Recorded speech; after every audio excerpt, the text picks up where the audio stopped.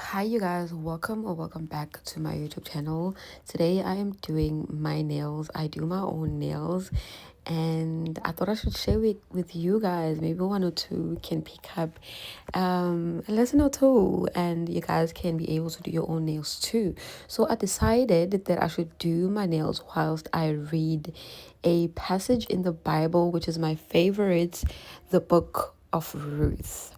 I am quite passionate about the Bible. It is a book of life for myself. It has taught me so much. I have so much wisdom and knowledge because I picked up my Bible and I read my Bible, and I really wanted to show I really wanted to share a one of my favorite passages with you guys, purely because I have such love for the Bible and I want to spread the gospel, and my wish is for more and more people to be familiar to the stories in the Bible. They are very beautiful and they are very inspiring, and they show us the character of the Lord that we serve.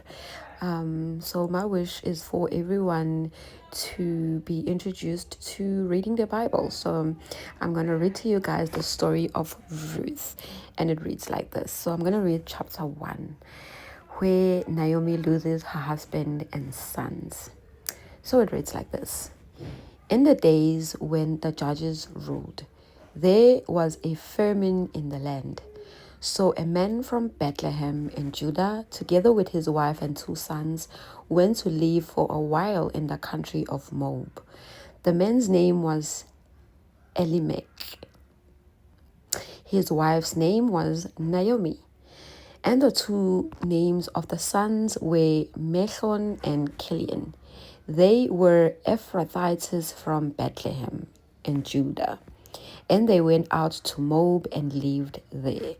Now Elimelech, Naomi's husband, died, and she was left with her 2 sons. They married Moabite women, one named Opa and the other Ruth. After they had lived there about 10 years, both Mechon and Kilian also died, and Naomi was left without her 2 sons and husband. Naomi and Ruth returned to Bethlehem. When Naomi heard in Moab that the Lord had come to aid of his people by providing food for them, she and her 2 daughters-in-law prepared to return home from there. With her 2 daughters-in-law, she left the place where she had been living and set out on the road that would take them back to the land of Judah. Then Naomi said to her 2 daughters-in-law, "Go back, each of you, to your mother's home. May the Lord show you kindness, as you have shown kindness to your dead husbands and to me. May the Lord grant that each of you will find rest in the home of another husband." They kissed them goodbye and they wept aloud. And they said to her, "Will we go back with you to your people?" But Naomi said, "Return home, my daughters. Why would you come with me?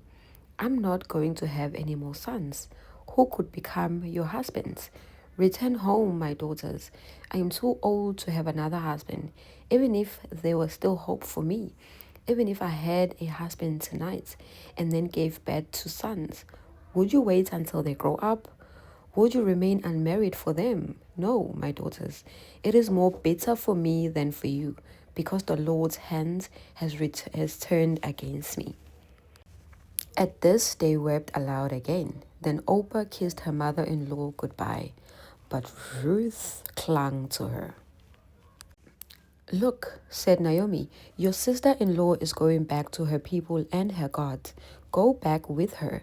But Ruth replied, "Don't urge me to leave you and to turn back from you. Where you will go, I will go, and where you stay, I will stay.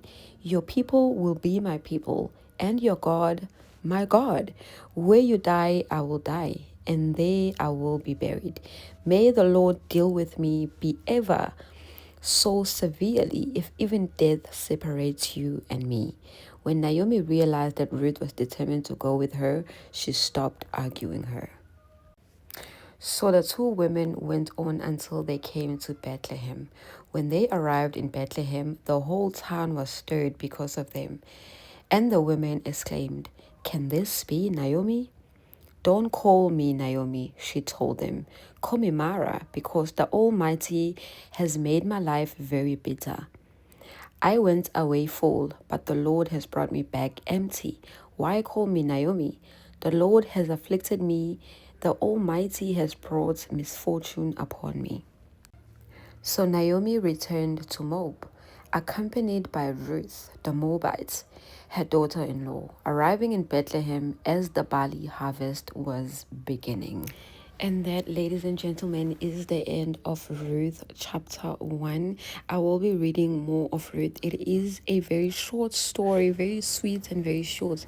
I love where Ruth is just determined to not leave Naomi, because again, I love how she is being used by the Lord, because we find that in the Bible it says to not leave widows, take care of widows and people abaswele. And I like that even in that, Ruth is just saying, you know what, I will go with you, your people will be my people, your garden will be my God.